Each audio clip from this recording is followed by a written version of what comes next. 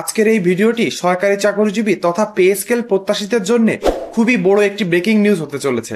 আজকের এই ভিডিওটি দেখলে বা শুনলে আপনি পে স্কেল সম্পর্কিত অনেক বড় বড় নিউজ সম্পর্কিত জানতে পারবেন। সকলকে স্বাগতম জানাই আমার YouTube channel Facebook page education hub বিডিতে। আজকের এই ভিডিওটি দেখলে আপনি দুইটা গুরুত্বপূর্ণ বিষয় সম্পর্কে জানতে পারবেন, সেটি থাকছে আপনার মোবাইল বা কম্পিউটার স্ক্রিনে। প্রথমে আপনি জানবেন রেশন সুবিধা পেতে যাচ্ছেন 11 থেকে 20 গ্রেডের সরকারি চাকরিজীবীরা, এটা আমরা জানবো। তারপরে আমরা চলে আসব 16 জুলাইয়ের মধ্যেই কি নবম পে স্কেলের গ্যাজেট নিয়ে চূড়ান্ত সিদ্ধান্ত আসছে। এই দুইটা গুরুত্বপূর্ণ কোশ্চেনের অ্যান্সার পেয়ে যাবেন।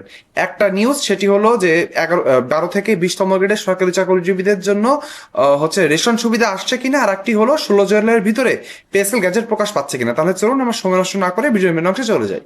আমরা ভিডিওর মেন অংশে চলে এসেছি। প্রথমে আমরা জেনে নেব রেশন সুবিধা সম্পর্কে। প্রথমে বলা হয়েছে 12 থেকে 20তম গ্রেডের সরকারি কর্মকর্তা কর্মচারীদের জন্য রেশন সুবিধা চালুর উদ্যোগ নিয়েছে সরকার। অনেক বড় একটি ব্রেকিং নিউজ। আমরা কিন্তু বারবার বলেছিলাম সরকারি চাকরিজীবীদের যারা নিচের দিকের গ্রেডে রয়েছেন তাদের জন্য সরকার যদি রেশন সুবিধা চালু করে তাহলে দেখা যাবে সরকারি চাকরিজীবীদের জন্য সেটি খুবই ভালো হবে। এই চরম দুর্মূল্যর বাজারে সরকারি চাকরিজীবীরা যদি নিত্য প্রয়োজনীয় কিছু জিনিস সরকারের কাছ থেকে স্বল্প মূল্যে ক্রয় করতে পারে তাহলে সেটি খুবই ভালো হবে। সেজন্য আমরা রেশনিং পদ্ধতি চালুর কথা বলেছি। সরকারও কিন্তু সেই নিয়ে উদ্যোগ গ্রহণ করেছে। বলা হয়েছে দ্রব্যমূল্যের ঊর্ধ্বগতি ও জীবনযাত্রার ব্যয় বৃদ্ধির এই উদ্যোগের প্রধান কারণ। অর্থ বিভাগ ও মন্ত্রিপরিষদ বিভাগের সম্মতি ইতিমধ্যে পাওয়া গিয়েছে, অর্থাৎ সরকারের পক্ষ থেকে কিন্তু ইতিমধ্যে সম্মতি দিয়ে দেওয়া হয়েছে এই রেশন সুবিধা পর্যায়ক্রমে সকল সরকারি চাকরিজীবীদের যাতে নিয়ে আসা হয় 12 থেকে 20তম গ্রেডের, তার জন্য কিন্তু গ্রিন সিগন্যাল পাওয়া গিয়েছে সরকারের পক্ষ থেকে। বলা হয়েছে গত জুনে অর্থ বিভাগের সচিবকে প্রয়োজনীয় ব্যবস্থা নিতে নির্দেশনা দিয়ে চিঠি পাঠিয়েছিলেন মন্ত্রিপরিষদ বিভাগ, অর্থাৎ মন্ত্রিপরিষদ বিভাগ থেকে কিন্তু একটি চিঠি গিয়েছে আমাদের হচ্ছে অর্থ বিভাগে। সেখানে বলা হয়েছে যে এই কার্যক্রম পরিচালনার জন্য প্রয়োজনীয় ব্যবস্থা গ্রহণ করতে। আরো বলা হয়েছে প্রত্যেক মাসের 10 তারিখের মধ্যে অগ্রগতির প্রতিবেদন এবং 3 মাস অন্তর অন্তর বাস্তবায়নের অগ্রগতি মন্ত্রিপরিষদ বিভাগকে জানাতে হবে। অর্থাৎ অর্থ বিভাগকে প্রত্যেক মাস অর্থাৎ 1 মাস পর পর 10 তারিখের ভিতরে সরকার এ নিয়ে কি কি পদক্ষেপ গ্রহণ করছে সেটি এবং 3 মাস পরে কতটুকু কার্যক্রম এগিয়েছে সে নিয়ে কিন্তু মন্ত্রিপরিষদ বিভাগকে জানাতে হবে। বলা হয়েছে প্রস্তাবটি গত 3 মে অনুষ্ঠিত ডিসি জেলা প্রশাসক সম্মেলনে উপস্থাপন করা হয়েছিল। তার মানে আপনারা বুঝতে পেরেছেন ডিসি সম্মেলনে কিন্তু ডিসিদের থেকে এই বিষয়টি উঠে এসেছিল যে নিম্ন গ্রেডের সরকারি চাকরিজীবীদের রেশন সুবিধা দেওয়ার জন্য। এখন আপনাদের সাথে কিছু কথা রয়েছে। আপনারা এটি মনে করে নিবেন না যে আপনারা পে স্কেল বা নবম পে স্কেল বাস্তবায়ন হলে বা জুলাই থেকে আপনি রেশন পাবেন। এটা কিন্তু শুধুমাত্র যে সরকারের পক্ষ থেকে সম্মতিক্রমে কার্যক্রম শুরু করার কথা বলা হয়েছে। এখনো এর জন্য কতটুকু বাজেট দরকার হবে, কতটুকু অর্থ বরাদ্দ হবে এবং কিভাবে বাস্তবায়ন হবে এ নিয়ে কিন্তু এখনো কোনো অগ্রগতি হয়নি, অর্থাৎ এটি কিন্তু একেবারে প্রস্তাবনা পর্যায়ে রয়েছে। এই জন্য বলবো সরকারি চাকরিজীবীরা বেশি উচ্ছ্বাসিত হবেন না। যৌক্তিক দাবিটা রাখবেন যে হ্যাঁ সরকারি চাকরিজীবী শুধু 12 থেকে না, আমি মনে করি 11 থেকে 20তম গ্রেডের সরকারি চাকরিজীবীদের এই রেশনিং সুবিধার ভিতরে আনা প্রয়োজন। সেজন্য সরকার যেন প্রয়োজনীয় পদক্ষেপ গ্রহণ করে। কিন্তু আমরা এখন থেকে মনে করে নেব না যে এই রেশনিং পদ্ধতি জুলাই থেকে আপনি পাবেন। এটা আপনাদেরকে ক্লিয়ার করে দিলাম।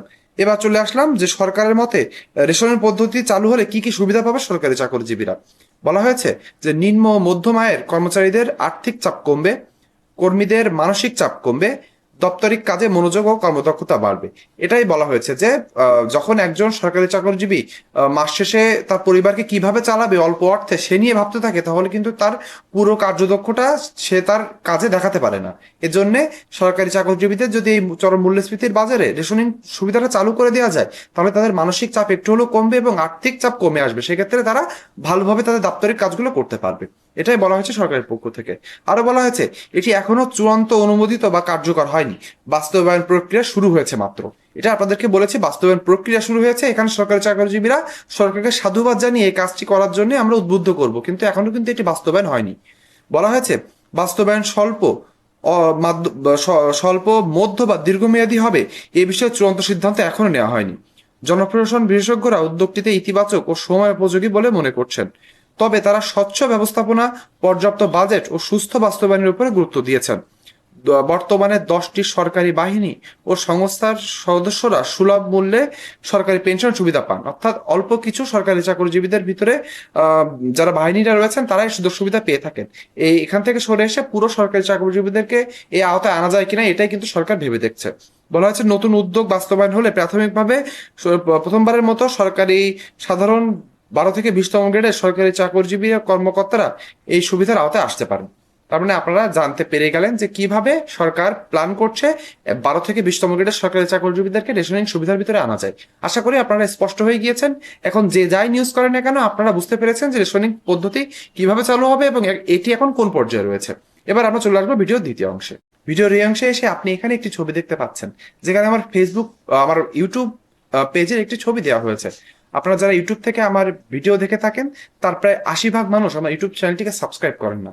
আপনাদের কাছে অনুরোধ থাকবে, আপনাদের ভালোবাসায় আমার ইউটিউব চ্যানেলটি 31,000 পরিবার সদস্য ছাড়িয়ে গিয়েছে।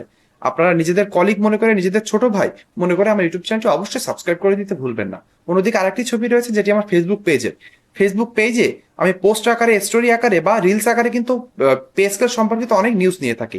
আপনারা যারা এখনো ফেসবুক পেজটিকে ফলো করেননি দয়া করে ফেসবুক পেজে গিয়ে একটু ফলো করে দিবেন। ভিডিওর দ্বিতীয় অংশে বলা হয়েছে 12 থেকে 16 জুনের মধ্যেই কি নবম পে স্কেলে গ্যাজেট নিয়ে চূড়ান্ত সিদ্ধান্ত আসছে।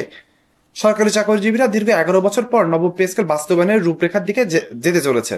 এই দীর্ঘ 11 বছরের কষ্ট, দুঃখ আমাদেরকে কিন্তু নিষ্পেষিত করেছে। সেখান থেকে নতুন সরকার এসে পে স্কেল বাস্তবায়নের দিকে ধাবিত হয়েছে এবং আমাদের অর্থমন্ত্রী জনাব আমির খসরু মাহমুদ চৌধুরী কিন্তু ইতিমধ্যে জাতীয় সংসদে বলে দিয়েছেন জুলাই 2026 থেকেই ধাপে ধাপে পে স্কেল বাস্তবায়ন হবে। পে স্কেল বাস্তবায়ন নিয়ে আর কোনো ধোঁয়াশা নেই, কিন্তু ধোঁয়াশা একটা বিষয় নিয়ে রয়েছে, সেটি হলো গ্যাজেট কবে প্রকাশ পাবে। সে নিয়ে আজকে সর্বশেষ কি আপডেট রয়েছে সেটি আপনাদেরকে জানিয়ে দিব। বলা হয়েছে 11 বছর পর নবম পে স্কেল বাস্তবায়নের উদ্যোগ নিয়েছে সরকার, যেটা আপনাদেরকে বলেছি। গ্যাজেট প্রকাশের আগে আইএমএফ নবম পে স্কেল নিয়ে নিবিড় পর্যবেক্ষণ শুরু করেছে। অর্থাৎ আপনারা ইতিমধ্যে জানেন ইন্টারন্যাশনাল মনিটারি ফান্ড, যেটাকে আমরা আইএমএফ বলে থাকি, তারা কিন্তু সরকার এই চরম মূল্যস্ফীতি এবং অর্থ সংকটের ভিতরে নবম পে স্কেল কিভাবে বাস্তবায়ন করবে, যে অর্থটা অতিরিক্ত লাগবে সে অর্থের বরাদ্দ কিভাবে আসবে সেটি নিয়ে নিবিড় পর্যবেক্ষণ করছে। আমরা ইতিমধ্যে জানি যে আইএমএফ থেকে কিছু অর্থ ছাড়ের বিষয় রয়েছে সরকারের। সেই অর্থ ছাড় হওয়ার আগে আইএমএফ কিন্তু পুঙ্খানুপুঙ্খভাবে জানতে চাচ্ছে যে নবম পে স্কেলের জন্য অতিরিক্ত অর্থ সরকার কিভাবে নিয়ে আসবে, সেটি নিয়ে কিন্তু তারা উদ্বেগ প্রকাশ করেছে। বলা হয়েছে নতুন ঋণ কর্মসূচি অনুমোদনের আগে আইএমএফ পে স্কেলের আর্থিক সক্ষমতা সম্পর্কে বিস্তারিত তথ্য চেয়েছে। 1 জুলাই 2026 থেকে নবম পে স্কেল কার্যকর ধরা হয়েছে এবং এর বাস্তবায়নের রূপরেখা নিয়ে বৈঠক হয়েছে। বৈঠকে আর্থিক প্রভাব, প্রশাসনিক সংস্কার, কর্মদক্ষতা ও জবাবদিহি ও সেবার মান উন্নয়নের বিষয়ে আলোচনা হয়েছে। প্রথম ধাপে সংশোধিত মূল বেতনের একটি অংশ কার্যকর হবে, যেটা আমরা সকলে জানি যে বেসিকের 100% বাস্তবায়নের প্রক্রিয়ার দিকেই কিন্তু সরকার আগাচ্ছে। তার পরের অর্থ বছর অর্থাৎ 2027-28 অর্থ বছরে গিয়ে আপনি ভাতা পাবেন। এভাবে কিন্তু পে স্কেল বাস্তবায়নের রূপরেখার দিকে সরকার কার্যক্রম এগিয়ে নিচ্ছে। আরো বলা হয়েছে বাকি বেতন বৃদ্ধি ও অন্যান্য ভাতা পরবর্তী ধাপে বাস্তবায়নের প্রস্তাব রয়েছে। ফলে জুলাই থেকে কার্যক্রম শুরু হলেও পূর্ণ আর্থিক সুবিধা পেতে কিছুটা সময় লাগতে পারে।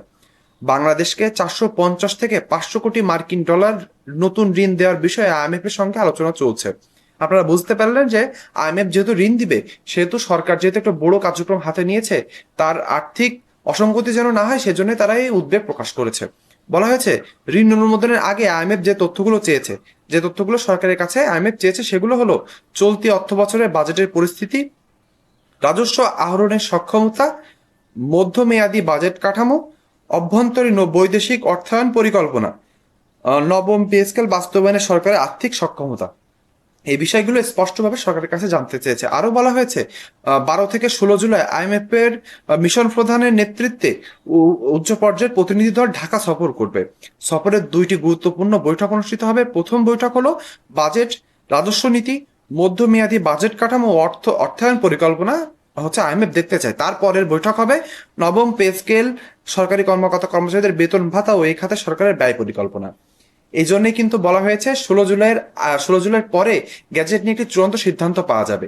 অর্থাৎ আইএমএফ যেহেতু একটি বড় অর্থ ছাড় করবে, তার আগে তারা দেখতে চায় যে সরকার একটা পূর্ণ রূপরেখা নিয়ে আগাচ্ছে কিনা। আমরা আশা করি সরকার সেভাবে আগাচ্ছে এবং সচিব কমিটি সেভাবে কিন্তু কার্যক্রম এগিয়ে নিচ্ছে। পে স্কেল খুব তাড়াতাড়ি বাস্তবায়ন হবে। আইএমএফও এখানে বাধা হয়ে দাঁড়াবে না, এটা সরকারি চাকরিজীবীদের আশা।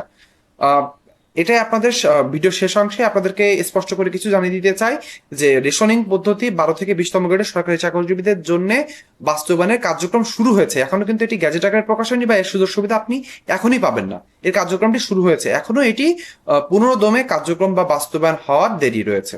আর শেষের অংশে রয়েছে যে আইএমএফ উদ্বেগ প্রকাশ করেছে, সেই উদ্বেগ তারা 12 থেকে 16 জুলাইয়ের ভিতরে এসে সরকারের বিভিন্ন উপরের পর্যায় থেকে আলোচনার মাধ্যমে পে স্কেল গ্যাজেট প্রকাশের জন্য সরকার কিভাবে প্রস্তুতি গ্রহণ করছে সেটি জানতে চেয়েছে। এটা নিয়ে আজকে শেষ ভিডিও। অর্থাৎ আমি এটা বলতে চেয়েছি 16 জুলাই যদি আইএমএফ এর গ্রিন সিগন্যাল পাওয়া যায় তার পরপরই কিন্তু পে স্কেল গ্যাজেট নিয়ে আর কোনো বাধা থাকবে না। এটাই বলা হয়েছে 16 জুলাইয়ের পরে আপনি হচ্ছে একটা ভালো আইডিয়া পাওয়া যাবে যে নবম পে স্কেল গ্যাজেট কবে প্রকাশ হচ্ছে। পে স্কেল সংক্রান্ত এবং সত্য এবং অথেন্টিক নিউজ সবার আগে পেতে চাইলে আমার ইউটিউব চ্যানেলটি সাবস্ক্রাইব এবং আমার ফেসবুক পেজটি ফলো করতে ভুলবেন না। আজকের ভিডিওটি এ পর্যন্তই। সকলে ভালো থাকবেন। ধন্যবাদ।